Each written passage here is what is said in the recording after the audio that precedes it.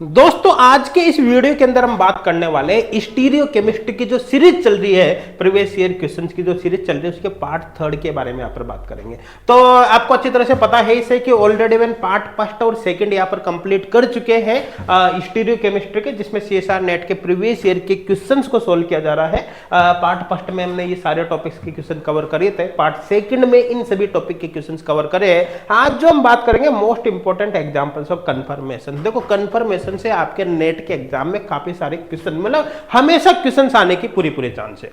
Exam आपका आएगा, next exam में आप क्वेश्चन देख लेना, 100% आपको क्वेश्चन मिल जाएगा।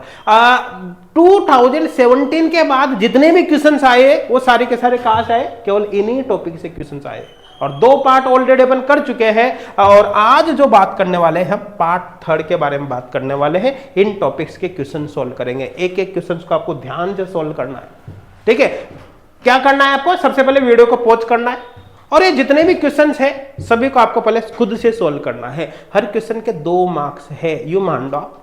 अगर आपने क्वेश्चन सही किया तो 2 मार्क्स आपके आ गए, नहीं किया तो आपके 2 मार्क्स कट गए। तो आप देखना कि टोटल यहाँ पर कितने मार्क्स आपके आते हैं और लास्ट में कमेंट करके जरूर बताना है कि हमारे यहाँ पर इतने मार्क्स आए। तो चलिए शुरू करते हैं। सबसे पहला क्वेश्चन यहाँ पर दे रखा है, the correct statement about the following compound.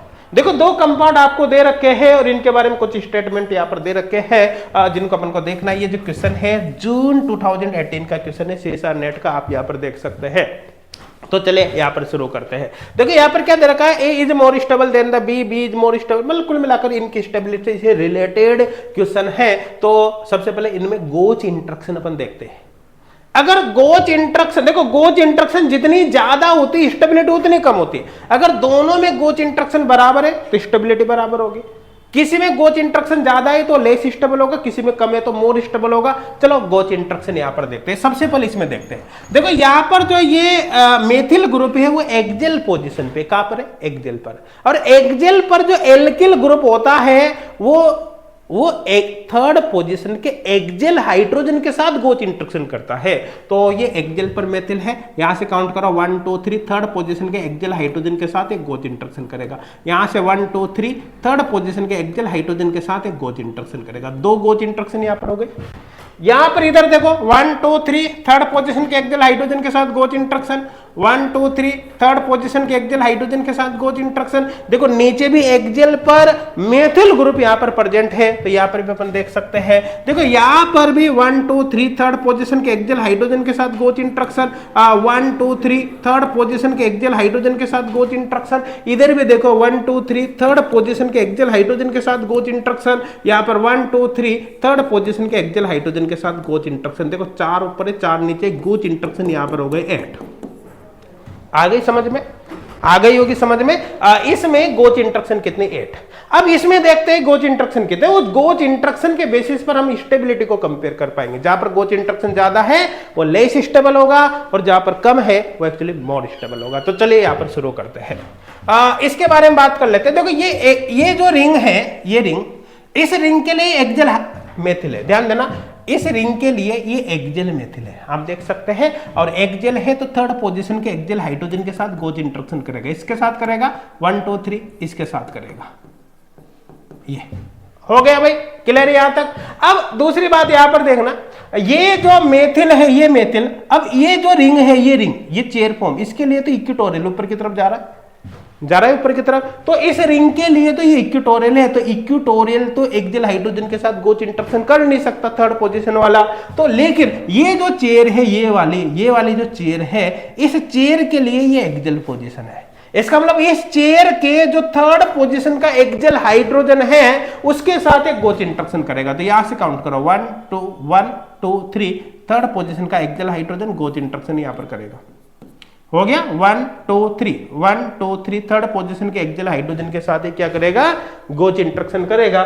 इसी तरह से यहां पर देखो 1 2 3, थर्ड पोजीशन के एक्जेल हाइड्रोजन के साथ एक गोच इंटरेक्शन करेगा यहां पर। ये 1 2 3 हो गया। इसके अलावा गोच इंटरेक्शन कहां पर होते हैं भाई, देखो अगर 2 मेथिल ग्रुप है और 1-2 पोजीशन पर है और वो दोनों इक्विटोरियल इक्विटोरियल, दो मेथिल है 1-2 पोजीशन पे, दोनों इक्विटोरियल इक्विटोरियल हो तो भी गोच होती है, एक एक्जेल एक इक्विटोरियल है तो भी गोच होती है। हालांकि दोनों अगर एक्जेल हो तो फिर गोच नहीं होती। यहां पर देखो, अगर इन दोनों मेथिल को आप ध्यान से देखोगे, इन दोनों मेथिल को, इसको और इसको, तो किसी भी एक रिंग के रेस्पेक्ट में देख लो, इस रिंग के लिए ये मेथिल एक्जेल है, ऊपर जा रहा है, और इक्विटोरियल है। अगर मैं इस रिंग की बात करूंगा तो इस रिंग के लिए ये जो मेथिल है वो एक्जेल है और ये इक्विटोरियल है, मतलब दोनों में से एक रिंग के रेस्पेक्ट में एक मेथिल एक्जेल और दूसरा इक्विटोरियल है, और इस तरह की इनके बीच जो इंटरेक्शन होते हैं वो एक गोच इंटरेक्शन है। क्लियर है यहाँ पर? चलो आगे की तरफ अपन बढ़ जाते हैं। अब देखो, इस रिंग के लिए ये जो है वो एक्जेल है और ये जस्ट लाइक एल्किल ग्रुप हो गया। इस रिंग के लिए एक्जेल है, एल्किल ग्रुप हो गया, तो कुल मिलाकर इस एल्किल ग्रुप की जो इंटरेक्शन होगी थर्ड पोजीशन के एक्जेल हाइड्रोजन के साथ होगी, गोच इंटरेक्शन। तो 1 2 3 यहाँ पर इनके बीच गोच इंटरेक्शन होगी। क्लियर, समझ में आ रहा है? यहाँ पर देखो 1 2 3 ये यहाँ पर गोच इंटरेक्शन होगी, ये गोच इंटरेक्शन होगी।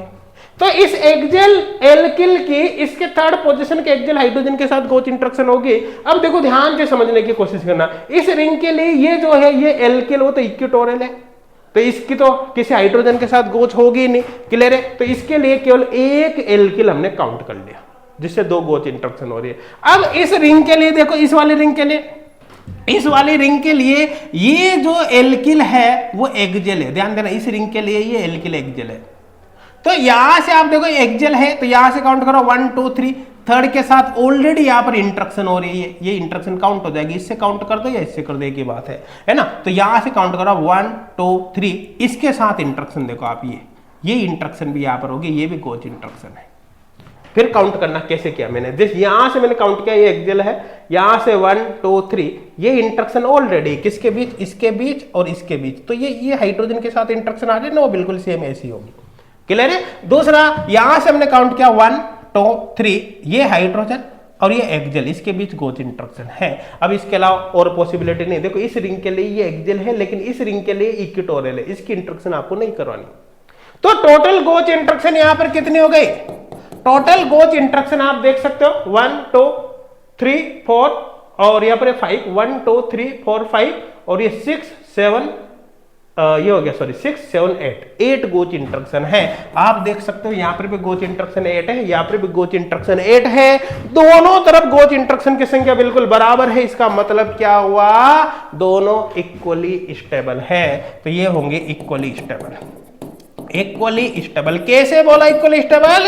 क्योंकि गोच इंटरेक्शन की संख्या बराबर है, तो यहाँ पर A and B are equally stable. C option एकदम करेक्ट है। सी ऑप्शन यहाँ पर क्या होगा? एकदम करेक्ट है। आई थिंक बहुत अच्छे से ये आपके समझ में आया होगा। चलिए नेक्स्ट क्वेश्चन की तरफ यहाँ पर हम चले जाते हैं। यहाँ पर आप देख सकते हो नेक्स्ट क्वेश्चन आपको क्या दे रखा है। नेक्स्ट क्वेश्चन आपको क्या दे रखा है भाई? यहाँ पर देखो, ध्यान देना, the most stable conformation of the following molecule. आप देख सकते हो जून 2019 का क्वेश्चन है भाई, जून 2019 का क्वेश्चन है। अब यहाँ पर मोस्ट स्टेबल कन्फर्मर देखना है। इसका मोस्ट स्टेबल, तो इसकी चेयर फॉर्म बनाओ सबसे पहले। इसकी चेयर फॉर्म बना दे। देखो, इसकी चेयर फॉर्म यहाँ पर हमने बना दी।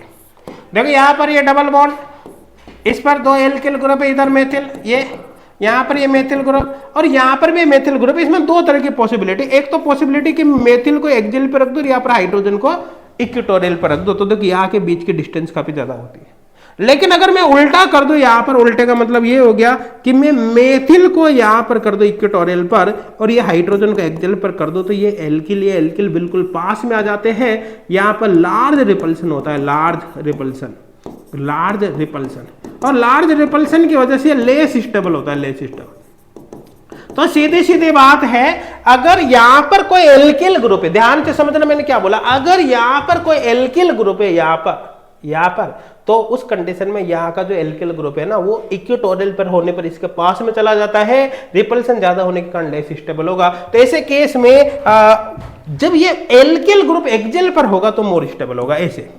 ऐसे मैं यहाँ पर बना देता हूँ। देखो, ये डबल बॉन्ड, इधर ये मेथिल, यहाँ पर ये मेथिल, और एल्किल ग्रुप को मैंने यहाँ पर कर दिया, और ये, तो ये मोर स्टेबल है, ये मोर स्टेबल है। यहाँ पर जो एल्किल ग्रुप है ये एक्जेल पोजीशन पर है। समझ में आ रहा है? तो कुल मिलाकर सीधा सीधा देखो मोर स्टेबल कौन सा होगा, जिसमें एल्किल ग्रुप एक्सियल पोजीशन पे है। थोड़ा सा इसका 3D देखने की कोशिश करोगे तो आपको ऑटोमेटिक पता चलेगा कि दोनों पोजीशन बिल्कुल पास में जाती है और ये काफी दूर होने के कारण यहाँ पर रिपल्सन कम होता है। जबकि नॉर्मल केस में क्या होता है कि जब एल्किल ग्रुप इक्वेटोरियल पर होगा ना तो ज्यादा स्टेबल होगा, और नॉर्मल केस में होता है अगर मान लो यहाँ पर एल्किल ग्रुप नहीं होता तो उस केस में यही ज्यादा स्टेबल होता है, लेकिन एल्किल आने से रिपल्सन बढ़ गया इसलिए लेस स्टेबल है, मोर स्टेबल है। समझ में आ रहा है ना? तो कुल मिलाकर यहाँ पर आप देखो भाई इसमें तो इक्वेटोरियल पे दे रखा है, ये इक्वेटोरियल गया काम से लेस स्टेबल होगा। यहाँ पर ये तो बोट वगैरह बना दिया गया काम से, यहाँ पर ट्विस्ट बोट बना दिया गया, ये अपना आंसर होगा। यहाँ पर देख सकते हैं एक्सियल पोजीशन पर ही है ना। इसको एक तरह से मान लो कि उल्टा कर दिया आपने, यू घुमा दो, इसको यू घुमा दो, यू उल्टा। क्लियर यहाँ तक? तो ये एक्चुअली मोर स्टेबल होगा, ये एक्सियल है, एक्सियल, ये मोर स्टेबल है, मोर स्टेबल। तो बी ऑप्शन यहाँ पर करेक्ट होगा। देखो ये बहुत शानदार कॉन्सेप्ट है, ये एक्चुअली के कन्फर्मेशन के एबनॉर्मल केसेज है, क्योंकि आपको पता है नॉर्मल केस में क्या होता है कि एल्किल ग्रुप इक्वेटोरियल पर होने पर ज्यादा स्टेबल होता है चेयर फॉर्म, लेकिन यहाँ पर उल्टा हो रहा है, एक्सियल वाला ज्यादा स्टेबल हो रहा है। तो एबनॉर्मल केसेज है, थोड़ी सी वेरिएशन यहाँ पर देखने को मिलेंगे। एबनॉर्मल केसेज जो फ्री ऑनलाइन कोर्स है हमारा एप्लीकेशन पर, उसके अंदर काफी डिटेल में ये चीजें हमने प्रोवाइड कर रखी है, वो भी फ्री ऑफ कॉस्ट स्टूडेंट को।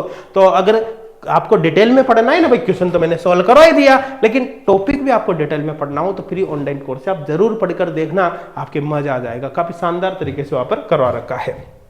अब चलो यहां पर अपन देख लेते हैं नेक्स्ट, ये हमने देखा यहाँ पर the correct statement for the orientation of the bromine atom in the most stable कन्फर्मर। आप देख सकते हो 26 नवंबर 2020 का क्वेश्चन है ना। अब इसको सोल्व करके देखते हैं। तो भाई आपको देखना है, देखो यहाँ पर क्या दे रखा है, एक्जेल ब्रोमीन का पर एक्जेल पर इक्वेटोरियल पर ये सब ऑप्शन दे रखा है। तो चलो इसकी चेयर फॉर्म बना दो भाई चेयर फॉर्म। चलो इसकी चेयर फॉर्म हम बना ही देते हैं। ये यहाँ पर ये मेथिल को मैंने जैसे इक्वेटोरियल पर कर दिया है ना, मेथिल बल्कि ग्रुप है भाई इक्वेटोरियल पर, ये तो ऑटोमेटिक यहाँ पर मेथिल इक्वेटोरियल पे, तो ये कहां पर जाएगा, एक्जेल पर। देखो बल्कि ग्रुप को इक्वेटोरियल पर रखना है तो ऑटोमेटिक ब्रोमीन यहाँ पर एक्जेल पर आ गया। क्लियर? इसके बाद कर लो, इसके बाद यहां पर भी हम चेयर फॉर्म बना देते, इसकी चेयर फॉर्म बना देते हैं भाई।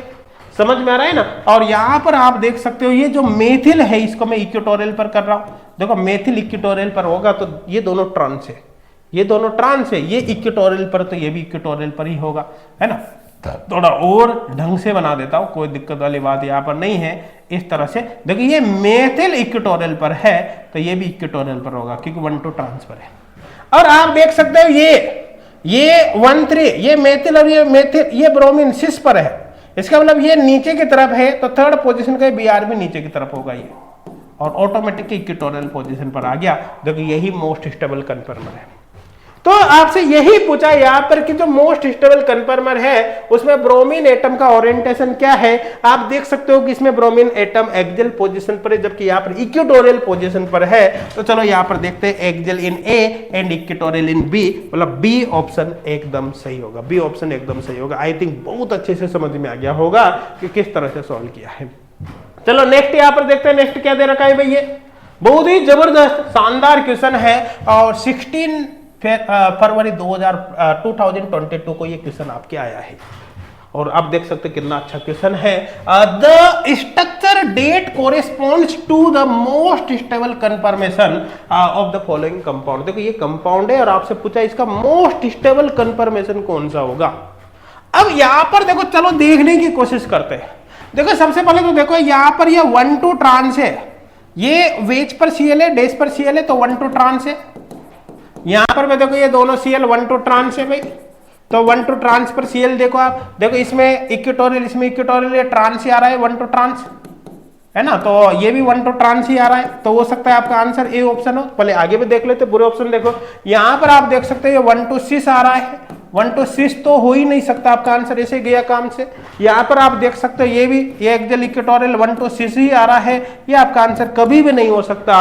और यहाँ पर देख सकते हो 1,2 ट्रांस आ रहा है, मतलब ये आपका आंसर हो सकता है, ये भी 1,2 ट्रांस है। तो दो ऑप्शन तो गए काम से, दो ऑप्शन गए काम से। अब दो ऑप्शन में से हमको देखना है कि कौन सा सही होगा, ये या फिर ये। क्लियर यहां तक? ये हमको यहां पर देखना है। तो चलो यहां पर अपन शुरुआत करते हैं, यहां पर शुरुआत करते हैं। क्लियर? अब ध्यान से देखना, समझने की कोशिश करना यहां पर एक्चुअली क्या होगा, देखो समझना यहां पर। अब जैसे इसकी बात करूं मैं और इसकी बात करूं तो यहां पर क्या है, यहां पर हाई डाइपोल मोमेंट ही है, ये हाई डाइपोल मोमेंट है, डायरेक्शन सेम आ रही इधर इधर, डाइपोल मोमेंट का डायरेक्शन यहां पर, मतलब डाइपोल मोमेंट यहां पर ज्यादा होगा इन ग्रुप्स का, तो इसकी कुल मिलाकर पोलैरिटी ज्यादा है, हाई पोलैरिटी यहां पर होगी, हाई पोलैरिटी। जहां पर जितनी ज्यादा पोलैरिटी होती है वो उतना ही कम स्टेबल होता है, ये बेसिकली लेस स्टेबल होगा। एक तो रीजन ये है। अब दूसरा रीजन यहां पर क्या होगा वो यहां से आपके समझ में आएगा। चलो इसको देख लेते हैं, इसमें क्या होगा। देखो इसको थोड़ा सा मैं स्ट्रक्चर को बड़ी करके यहां पर दिखाता हूं ताकि अच्छे से मैं सारी चीजों को आपको एक्सप्लेन यहां पर कर पाऊं। यहां पर ये हो गया। अब चलो यहां पर देखो, ध्यान देना, ऊपर तरफ ये Cl है, यहां पर ये Cl, यहां पर ये Cl, यहां पर ये Cl। देखो एक तो क्या है कि इसका डाइपोल मोमेंट काफी कम है, देखो ये इसके डाइपोल मोमेंट को कैंसिल कर देगा, यहां पर कैंसिल आउट नहीं हो रहा था, ये इसके डाइपोल मोमेंट को कैंसिल कर देगा। तो एक तो ये लेस पोलर है इसलिए स्टेबिलिटी ज्यादा है, एक तो क्या है लेस पोलर है, लेस पोलर।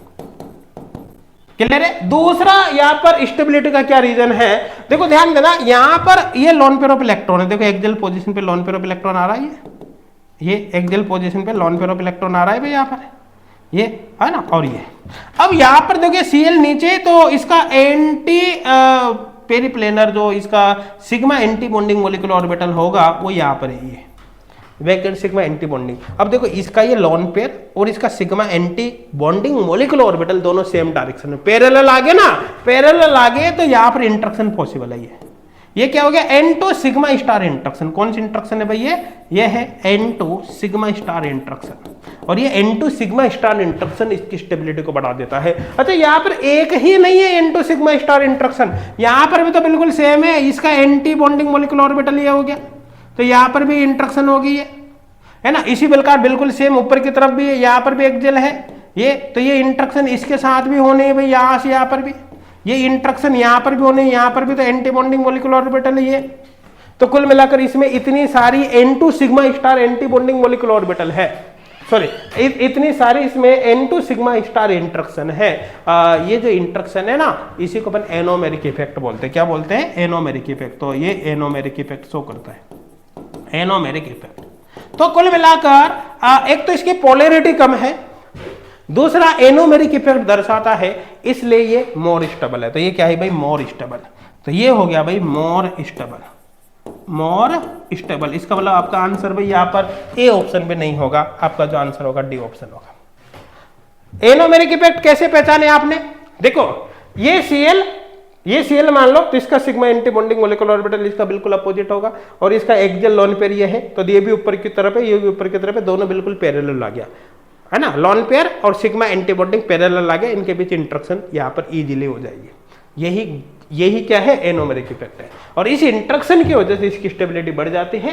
तो कुल मिलाकर यहाँ पर डी आपका आंसर होगा। देखो कितना जबरदस्त क्वेश्चन है, और यहाँ पर 16 फरवरी 2022 के अंदर ही क्वेश्चन आया है। आई थिंक क्लियर हो गया होगा, मेरे हिसाब से समझ में आ गया होगा। नेक्स्ट क्वेश्चन यहाँ पर देखते हैं। नेक्स्ट क्वेश्चन बिल्कुल शानदार क्वेश्चन है, बिल्कुल शानदार क्वेश्चन है, और आप देख सकते हो 16 फरवरी 2022 को ही ये क्वेश्चन आया है। देखो क्या दे रखा है, the Newman projection given below. यहां पर आपको एक न्यूमैन प्रोजेक्शन दे रखा है, आपसे पूछा है कोरिस्पॉन्ड टू द कंपाउंड। आइए जो न्यूमैन रिप्रेजेंटेशन है किस कंपाउंड का, ए और बी यहाँ पर हो गया, और इसके अलावा यहाँ पर सी और डी भी आपको दे रखा है। तो चलो यहाँ पर अपन शुरुआत करते हैं। देखो ध्यान से समझने की कोशिश करना, जैसे यूं समझ लो इसको नंबर 1 कार्बन दे दिया, तो number 1, number 2, number 3, number 4, number 5, और फिर ये 5 ही हो गया, तो 6 रिंग वाला हो गया ये नंबर 6। यहां पर आप देख सकते हैं कि ये जो मेथिल है 1 नंबर के कार्बन पे है, ये जो दूसरा मेथिल है 6 नंबर के कार्बन पे है। तो यहाँ पर जो दो मेथिल ग्रुप है उनकी पोजीशन एक्चुअली 1,6 है, उनकी पोजीशन 1,6 है। आप देख सकते हो 1 पर ये मेथिल है, 1 2 3 है ना, फिर ये 3 हो गया, और ये रिंग वाला अपन ने नहीं दिया ना, तो यहाँ पर मैं ठीक है, रिंग वाले को अपन मैं 4 कर देता हूँ, मैं थोड़ा सा चेंज करता हूँ यहाँ पर 1 2 3 हो गया, फिर ये रिंग वाला यहाँ पर ये 4 हो जाएगा ये, फिर इसके बाद ये 5, और ये रिंग वाला फिर ये 6 हो जाएगा ये, क्योंकि एक ही कार्बन है ना रिंग वाला ये, तो ठीक है 1,6 है ये। अब यहां पर देखो ये जो मेथिल है वो देखो आप काउंट करो 1 2 3 4 5 6 1 6 ही मेथिल आ रहा है, 1 6 यहाँ पर कंडीशन फुलफिल हो रही है भाई। इसमें भी देखो आप भैया 1 2 3 4 5 6 यहाँ पर भी मेथिल की 1 6 पोजीशन फुलफिल हो रही है। और आगे पे अपन देख लेते हैं यहाँ पर 1 2 3 4 और 5 ये 1 5 पर ही यहाँ पर अटक कर रह गया। तो इसका सीधा सीधा मतलब है ये तो आपका आंसर कभी नहीं होगा, ये तो आपका आंसर कभी भी नहीं होगा क्योंकि ये 1 5 पर ही अटक कर रह गया। सी गया काम से। यहां पर भी देख सकते हो दोनों मेथिल की पोजीशन 1 2 3 4 5, तो ये भी गया काम से 1 5 आ रहा है, मतलब ये भी आपका आंसर नहीं होगा, ये भी आपका आंसर नहीं होगा।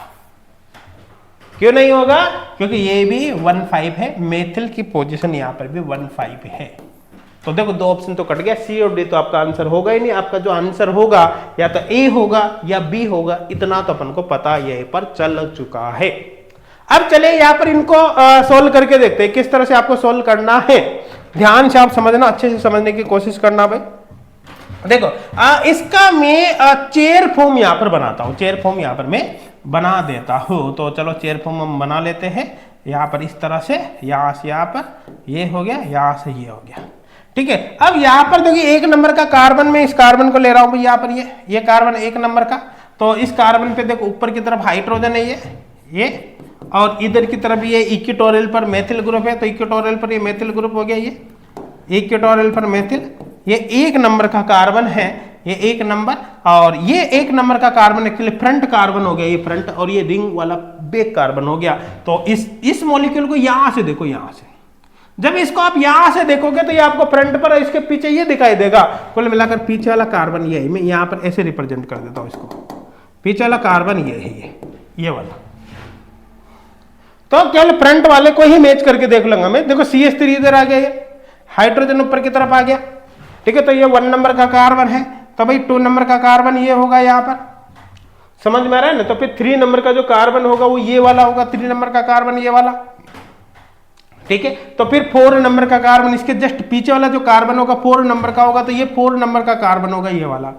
अब यहां पर देखो आप देखना, जो 3rd नंबर का कार्बन है वो 3rd नंबर के कार्बन ऊपर की तरफ एक्जेल जा रहा है, तो ऊपर की तरफ ये एक्जेल हो गया भाई, ये है ना। मैं इससे यहां पर कर देता हूं, ऊपर की तरफ एक्जेल हो गया, ये यहां पर क्लियर है। और 3rd नंबर के कार्बन पर इधर हाइड्रोजन जा रहा है, इक्विटोरियल हो गया, तो ये हाइड्रोजन यहां पर हो गया ये। और इसके पीछे ये 3rd नंबर का कार्बन, इसको मैं, ये फ्रंट कार्बन है भाई, इसको मैं यहां पर इस तरह से डिनोटेट कर देता हूं। और इसके बाद इससे जुड़ा हुआ जो 4th नंबर का कार्बन है वो रिंग वाला, एक्चुअली वो ये होगा। तो यहां पर मैं सर्किल बना रहा हूं वापिस, ये सर्किल बना रहा हूं। आई थिंक समझ में आ गया होगा, मेरे हिसाब से कोई डाउट नहीं होगा, पूरा अच्छे से ही बना देता हूं, कोई दिक्कत वाली बात नहीं। ये 4th नंबर का कार्बन है, क्लियर है ये वाला। अब देखो ध्यान देना, 4th नंबर के कार्बन क्या है, 5th नंबर, फिर 6th नंबर का कार्बन है। देखो 4th नंबर का जो कार्बन है उससे जुड़ा हुआ ये कार्बन है, ये एक्चुअली इक्विटोरियल होगा। देखो ध्यान देना, ये एक्चुअली क्या होगा कि यहां से हमने ये एक्सिस पास कर दिया, इसके परपेंडिकुलर ऊपर या नीचे का जो है वो एक्जेल है, और इसके पैरेलल जो ये जा रहे हैं ये इक्विटोरियल है। इसी तरह ये एक्जेल है और ये पैरेलल जो जा रहे हैं वो इक्विटोरियल है। इसी तरह से अगर मैं यहां पर देखना चाहूं, यहां पर, तो यहां से आप लाइन ड्रॉ कर दो, इसके जो परपेंडिकुलर है ये और ये इस इधर वाली जो रिंग बनेगी उसके लिए एक्जेल है, ये क्लियर है। और ये एक्जेल है और ये जबकि इक्विटोरियल है, समझ में आ रहा है ना। और जबकि ये जो रिंग बनी है ये इसमें इसके पैरेलल ये इक्विटोरियल है और ये इक्विटोरियल है जबकि एक्जेल है। तो दोनों रिंग अलग अलग है, आपको देखना है यहाँ पर। अब चलो शुरुआत करते हैं। तो ये एक्चुअली इक्विटोरियल है, तो यहां पर मैं इसको थोड़ा सा बनाकर आपको दिखा देता हूं पहले। देखो यहां से यहां पर, यहां से यहां पर, यहां से यहां पर, यहां से यहां पर, ये हो गया क्लियर। यहां तक समझ में आ रहा है ना भाई। अब देखो ध्यान से समझने की कोशिश करना, एक्चुअली यहां पर होगा क्या, देखो समझना। यहां पर ये एक्चुअली क्या हो गया, ये 4 नंबर का कार्बन हो गया, इसके पीछे वाला ये 4 से फिर जुड़ा ये 5 नंबर, तो ये 5 नंबर हो जाएगा। 5 से जुड़ा ये रिंग वाला, तो ये रिंग वाला 6 नंबर हो जाएगा। इस रिंग वाले पर इधर की तरफ इक्विटोरियल पर मेथिल ग्रुप हो जाएगा, और यहाँ पर ये इधर की तरफ ये एक्चुअली ये एक्जेल यहाँ पर हो जाएगा, ये हाइड्रोजन। आई थिंक क्लियर हो गया होगा, कोई डाउट किसी को नहीं होगा, क्लियर है। और इसी तरह से ये फिर फ्रंट वाला जो कार्बन होगा ना, एक्चुअली ये वाला होगा, इससे अपन को मतलब नहीं, अपन को तो मेथिल ही देखना था यहाँ पर। अब चलो यहाँ पर अपन शुरुआत करते हैं। देखो ध्यान से समझने की कोशिश करना। यहां पर ये दो रिंग कनेक्ट हो गई। अब मैं इस तरह से इसको बना रहा हूं, देखो समझना, यहां से मैं इसको इस तरह से अब बना रहा हूं, ये ऐसे। ये जो मेथिल है इक्वेटोरियल वाला, इसको मैं डैश पर रिप्रेजेंट कर देता हूं। यहां पर आप चाहो तो वेज पर भी कर सकते हो, क्योंकि बाद में जब पूरी स्ट्रक्चर बन जाएगी उसके बाद अपन कंक्लूजन निकालेंगे। अभी आप किसी पे भी रिप्रेजेंट कर दो, कोई दिक्कत वाली बात नहीं, मैं डैश पर रिप्रेजेंट कर रहा हूं। अब देखो ध्यान से समझना, ये इस रिंग के लिए ये हाइड्रोजन, ये मेथिल और ये भी नीचे की तरफ जा रहा है। इस चेयर के लिए इक्वेटोरियल है, ये मेथिल इक्वेटोरियल है, ये सेम साइड है। ये क्या है? Same side, same side. इसका सीधा सीधा मतलब है कि 1 नंबर और 3 नंबर का जो हाइड्रोजन है, 1 नंबर पर मेथिल और 3 नंबर का ये हाइड्रोजन, वो सेम साइड है। तो ये 1, ये 2, ये 3, यहां पर हाइड्रोजन भी डैश पर आएगा, ये डैश पर, ये भी डैश पर आएगा, क्योंकि सेम साइड में। अच्छा, आपको समझने में दिक्कत आ रही हो तो देखो, ये इक्वेटोरियल है और इस रिंग के लिए ये भी इक्वेटोरियल है। इसका मतलब देखो 1 2 3 1 3 पर जो इक्वेटोरियल पोजीशन होती है वो सेम होती है। देखो ये यहां पर नीचे, तो यहां पर भी नीचे, 1 2 3 1 3 पर है ना। तो आई थिंक अब समझ में आ गया होगा, कोई डाउट नहीं होगा। अब आगे अपन देखते हैं। देखो ध्यान देना, समझने की कोशिश करना। आप यहां पर क्या है, देखो ये 4th नंबर का कार्बन ये वाला है, ये रिंग वाला है, और इस रिंग पर ये जो हाइड्रोजन जा रहा है नीचे की तरफ, आपको पता है ये इसके ये परपेंडिकुलर है, मतलब ये एक्सियल हाइड्रोजन है। किसके लिए? इस रिंग के लिए। तो इस चेयर के लिए ये यहां पर एक्सियल हाइड्रोजन होगा।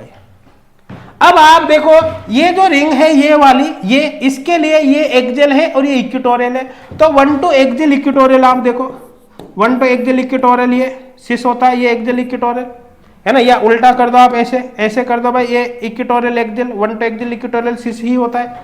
समझ में आ रहा है ना। तो कुल मिलाकर ये भी सेम साइड में हो गया, यहाँ पर ये भी क्या हो गया, ये भी सेम साइड में हो गया। तो कुल मिलाकर ये भी सेम साइड है। इसका मतलब सीधी सीधी बात है, अगर ये डैश पर है 3 वाला, तो यहाँ पर जो 4 नंबर वाला हाइड्रोजन होगा वो भी सेम साइड होगा, डैश पर ही होगा। ये क्लियर? यहां तक समझ में आ रहा है। उसके बाद देखिए 5 और ये 6, तो ये 5 और ये 6, तो नेक्स्ट मेथिल यहां पर आएगा। तो आप यहां पर समझने की कोशिश करना। अब इन दोनों को आप देखो, इन दोनों को देखो, ये सेम साइड में ही आपको दिख रहे होंगे, ये भी सेम साइड में दिख रहे होंगे। अगर मैं इस रिंग के लिए बोलूं तो इस रिंग के लिए ये हाइड्रोजन इक्वेटोरियल है, नीचे की तरफ आ रहा है, लेकिन इस रिंग के लिए देखो तो ये जो हाइड्रोजन है वो एक्सियल होगा। ध्यान देना, ये जो हाइड्रोजन है इस रिंग के लिए इक्वेटोरियल है, लेकिन इस रिंग के लिए एक्सियल है। देखो समझना, आप यहां से समझाओ मैं। ये जो हाइड्रोजन है, ये देखो आप, ये कौन सा? 3rd नंबर वाला, ये 3rd नंबर वाला ये हाइड्रोजन। ये जो हाइड्रोजन है वो इस रिंग के लिए इक्वेटोरियल, देखो इसके पैरेलल आ गया। तो इस रिंग के लिए, मतलब इस रिंग के लिए तो इक्वेटोरियल है, लेकिन यही जो हाइड्रोजन है वो इस रिंग के लिए देखो इस लाइन के परपेंडिकुलर आ रहा है, मतलब इस रिंग के लिए, मतलब इस रिंग के लिए एक्सियल है। तो अब आपके पूरी कहानी, पूरी पिक्चर अच्छे से समझ में आ गई होगी। तो देखो एक तरह से मैं इस रिंग की बात कर रहा हूं, तो ये हाइड्रोजन कहां पर? एक्सियल पर है। अब आप देखो यहां पर ध्यान से समझना, जैसे मैंने एक्सियल कर दिया ये, अब यहां से 1 2 3 4 पर देखो आप, 1 2 3 4 ये, और ये सेम साइड में जा रहा है, ये इक्वेटोरियल है ये। तो आप यहां पर देख लो, ये यहां से देख लो, ये एक्सियल और ये 4 पर इक्वेटोरियल, ये सेम साइड आ रहा है। देखो एक्सियल इक्वेटोरियल है ना, ये इस रिंग के लिए एक्सियल है और ये इक्वेटोरियल है, और 1 4 पोजीशन है, 1 2 3 4, तो सेम साइड आएगा, मतलब 6 पोजीशन है। सीधी सीधी बात है, ये डैश पर गया ये, तो ये भी फिर ये 3 नंबर का डैश पर गया, तो जाहिर सी बात है फिर ये भी डैश पर ही जाएगा, ये भी डैश पर जाएगा। तो आप यहां पर देख सकते हो, देखो यहां पर दोनों मेथिल और दोनों हाइड्रोजन ये सबके सब सेम साइड में, ऑल आर सिस पोजीशन, जबकि यहां पर क्या दे रखा है, देखो ये मेथिल मेथिल सेम साइड है और ये अलग साइड है, या वेज डैश आ गया, मतलब ये गया काम से।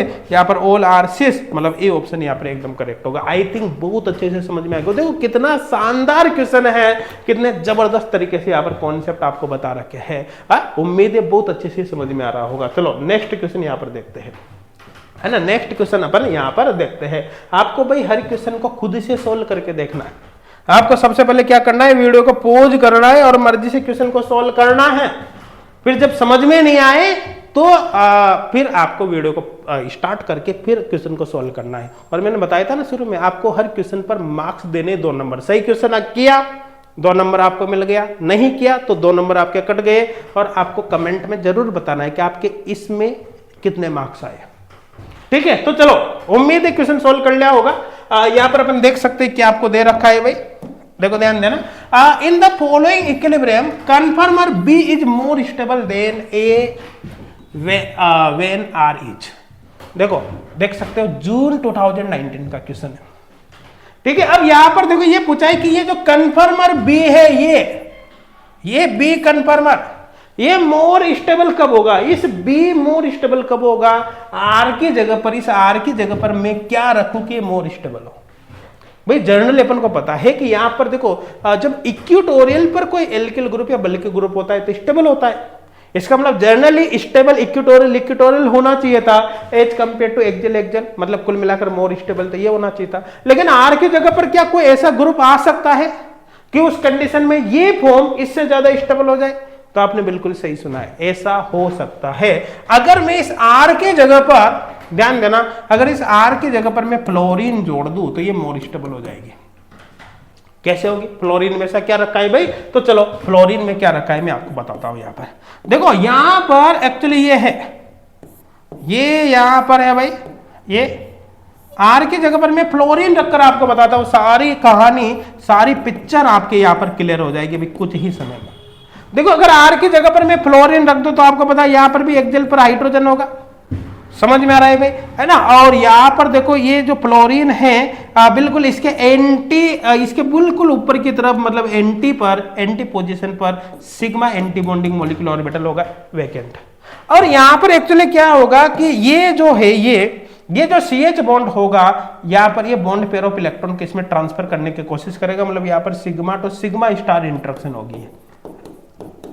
और ये जो sigma two sigma star interaction होती है ये इसकी स्टेबिलिटी को बढ़ा देती है एक्सियल वाले की को, क्योंकि इक्वेटोरियल अगर इनको कर दोगे तो इंटरेक्शन पॉसिबल नहीं है। बिल्कुल सेम यहां पर भी है, ये हाइड्रोजन हमने कर दिया, इसका बिल्कुल sigma anti bonding molecular orbital ये है, और यहां पर ये इंटरेक्शन हो रही है, सिग्मा एंटी बॉन्डिंग है, मतलब ये sigma two sigma star interaction है। और अच्छा ये जो इंटरेक्शन है इसको अपन कहते हैं गोच इफेक्ट। इसको क्या कहते हैं? गोच इफेक्ट हम कहते हैं, गोच इफेक्ट, गोच इफेक्ट।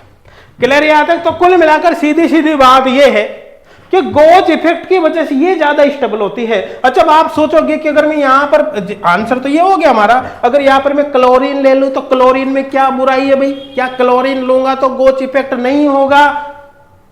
क्लोरीन लोगे तो आपने सही सोचा है, गोच इफेक्ट नहीं होगा। क्यों नहीं होगा क्लोरीन लेने पर गोच इफेक्ट? इसलिए नहीं होगा क्योंकि क्लोरीन क्या है? थर्ड पीरियड का। देखो फ्लोरीन सेकंड पीरियड का है, प्रिंसिपल क्वांटम नंबर 2 आएगा, 2f5 इस तरह से। प्रिंसिपल क्वांटम नंबर कम होता है तो एनर्जी कम होती है, एनर्जी कम होगी तो इसका sigma anti bonding molecular orbital low energy का होगा, जिसकी वजह से इजीली इलेक्ट्रॉन ले लेगा। लेकिन क्लोरीन के केस में प्रिंसिपल क्वांटम नंबर 3 हो जाएगा, हाई एनर्जी का sigma anti bonding molecular orbital होगा, इन इलेक्ट्रॉन को इजीली नहीं ले पाएगा, इसलिए क्लोरीन नहीं आएगा। OMe वगैरह तो ऐसे भी नहीं आएगा, बल्कि ग्रुप वगैरह है मेथिल ऐसे भी नहीं आएगा। तो यहाँ पर बी ऑप्शन एकदम सही होगा।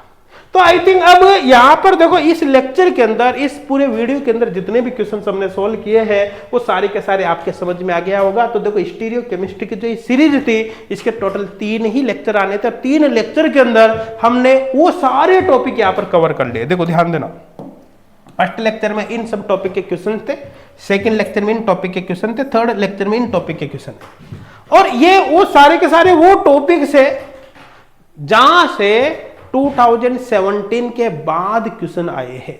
मतलब आप देखो अपन ने पूरे लेटेस्ट क्वेश्चन ले लिए, और जितने भी लेटेस्ट क्वेश्चन वो केवल इन्हीं टॉपिक से आए, इन टॉपिक के अलावा सिंगल क्वेश्चन भी बाहर से नहीं आया। इसका मतलब आने वाले एग्जाम में भी जो क्वेश्चंस आएंगे मान के चलना 99% इन्हीं टॉपिक से आएंगे। तो स्टीरियो केमिस्ट्री में सबसे ज्यादा जो फोकस आपको करना है वो केवल इन टॉपिक पर फोकस करना। आप बाकी भी पढ़ो, मैं ये नहीं करा छोड़ दो, लेकिन उन पर कम फोकस करो और ज्यादा फोकस इन पर करो, इनका रिविजन वगैरह भी ज्यादा करो, ताकि आपके सिलेक्शन के चांस यहाँ पर बढ़ जाए।